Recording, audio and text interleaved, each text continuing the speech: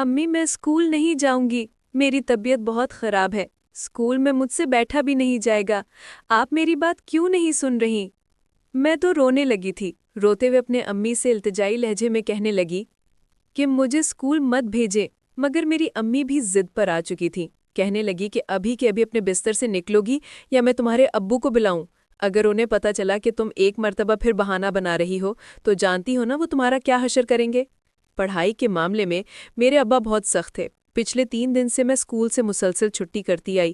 میں نے یہی کہا کہ مجھے تیز بخار ہے، جبکہ میرے اس بہانے سے میری ماں بخوبی واقف تھی۔ میں جان بوجھ کر روتے ہوئے ابا سے چھٹی کی منظوری لے لیتی، جبکہ حقیقت میں ایسا نہیں تھا۔ جب امی نے یہ دھمکی دی تو میری آنکھوں سے موٹے موٹے آنسو نکلنے لگے۔ میں کہنے لگی کہ امی مجھے سر مستقیم بالکل بھی اچھے نہیں لگتے، وہ بہت برے ہیں، بات بات پر مجھے مارتے ہیں، مجھے ان کے پاس پڑھنا اچھا نہیں لگتا۔ میں روتے ہوئے یہ بات کہہ رہی تھی، مگر میری امی نے اگلے پل ایک تھپڑ میری گال پر مار دیا۔ کہنے لگی، تم چپ چاپ اپنے بستر سے اٹھ رہی ہو کیا میں تمہارے پاپا کو بتاؤں؟ پہلے ہی دن بدن مارکس کم لیتی ہو، ٹیسٹ دیکھو اپنے پہلے۔ جو تمہارے ٹیچر تمہاری تعریف کرتے تھے اب ہر دوسرے دن تمہاری شکایت آ رہی ہوتی ہے، تم پڑھائی میں دن بدن گرتی جا رہی ہو۔ امی کی ڈانٹ سن کر میں روتے ہوئے اٹھی اور بددل ہو کر مگر یونیفارم پہننے لگی۔ جیسے یونیفارم پہن کر آئینے کے سامنے آئی تو میرا وجود لرز کر رہ چکا تھا، میری رنگت اڑنے لگی تھی، خوف سا مجھ پر طاری تھا۔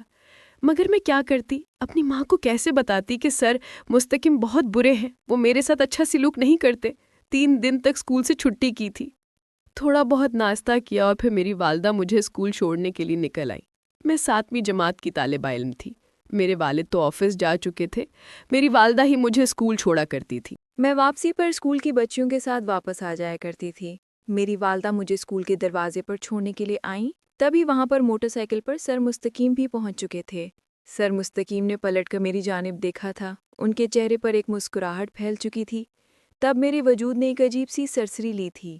میں جلدی جلدی قدم اٹھاتی ہوئی اپنے کلاس روم میں پہنچی تھی۔ میرا دل پوری قوت سے دھڑک رہا تھا، کیونکہ آج سے 3 دن پہلے جو کچھ اسکول میں میرے ساتھ ہوا، وہ منظر یاد آتا تو دل چاہتا کہ میں چیخ چیخ کر رونے لگ جاؤں، کیونکہ سر مستقیم نے میرے ساتھ ٹھیک نہیں کیا تھا۔ اس روز میرے انگلش کی ٹیسٹ میں 2 نمبر کم آئے تھے۔ میں جانتی تھی کہ یہ میری غلطی ہے، مگر سر نے میرے 2 کے بجائے 6 نمبر کاٹ لیے تھے۔ پوری کلاس میں میرے کم نمبر آئے تھے۔ مجھے تو حیرت ہو رہی تھی کہ بھلا میرے اتنے نمبر کیسے کٹ سکتے ہیں۔ میں نے بول کر کہنا چاہا کہ سر میں نے سارا ٹیسٹ ٹھیک دیا تھا، آپ نے جان بوجھ کر میری یہ غلطی نکالی ہے۔ مگر اس سے پہلے ہی سر نے اپنے پاس موجود اتنا موٹا ڈنڈا کرسی پر مارا کہ مجھے خاموش کروا دیا۔ تبھی بریک ٹائم ہو گیا، سارے بچے شور مچاتے بیگ بند کر کے کلاس سے باہر چلے گئے، جبکہ کلاس میں اور سر مستقیم اکیلے رہ گئے تھے۔ میں ڈرتے ہوئے ان کے سامنے سر جھکا کے کھڑی تھی۔ وہ اٹھ کر میرے پاس آئے اور ایک نظر کمرے سے باہر دیکھا، سارے بچے کھیل میں مشغول تھے، وہاں پر کوئی بھی موجود نہیں تھا۔ وہ مجھے کمرے کے آخری ڈیسک پر لے گئے اور تھوڑی سے چہرہ اوپر اٹھا کے کہنے لگے، مانو کتنی پیاری بچی ہو تم، آخر کیوں نہیں ٹیسٹ میں محنت کرتی؟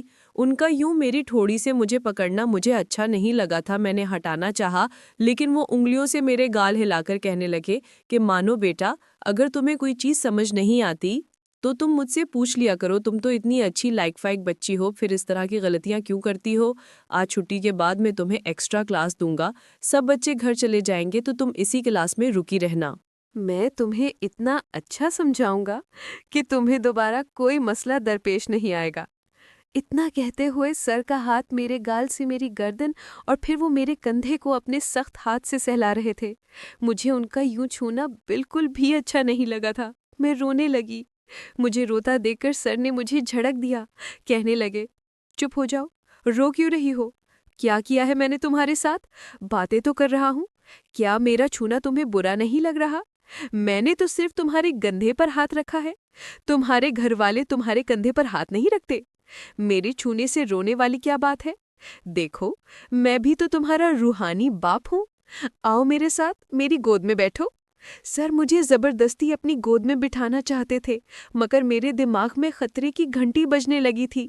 بھلے ہی اس وقت میں چھوٹی تھی، مگر اچھے برے کی سمجھ بوجھ رکھتی تھی۔